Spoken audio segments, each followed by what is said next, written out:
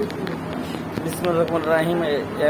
AC Parker 10 আমরা 3 watt control system আমরা একটা ইনভার্টার রানিং করবো। তার জন্য আমরা 3 ইয়ার কন্ট্রোল সিস্টেমের জন্য আমরা রিভার্স ফরওয়ার্ড কন্ট্রোল করবো এবং সেই তার প্রোগ্রাম জন্য Parker AC 10 3 line operation mode, তার জন্য আমরা এই সেম প্রোগ্রামগুলো করতে হবে। তার জন্য আমরা যে 24 ভোল্ট কমনের সাথে DI5 পুশ অফসেট লাগাবো। তারপরে আমরা DI3 হলো ফরওয়ার্ড এবং DI4 রিভার্স। এখন আমরা সেমভাবে কালেকশন করছি। এই যে এটা হচ্ছে 24 ভোল্ট সাথে DI5 লাগা, তার আমরা পোস্ট সুইচ না দিয়ে শর্ট দিয়ে দিছি। আর এটা DI4 rivers are DI3 forward.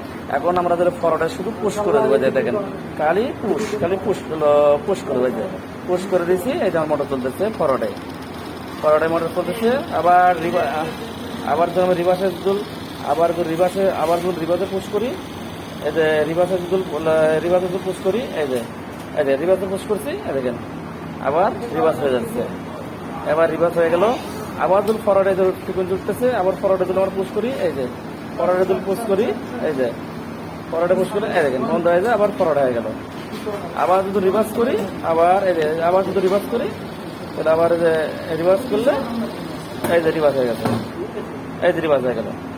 আবার যদি ফরওয়ার্ড করি, এই যে আবার ফরওয়ার্ড হয়ে যাবে।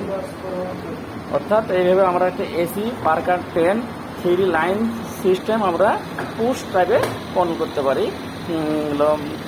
আর এই পুশ টাইপ কন্ট্রোল সিস্টেম করলে লাইনের হচ্ছে আপনার পাওয়ার কোনো সময় যদি চলেও যায়, তারপরও এই ইনভার্টারটা অটোমেটিক বন্ধ থাকবে, পরবর্তী পুশ না করতে চলবে না। আল্লাহ হাফেজ।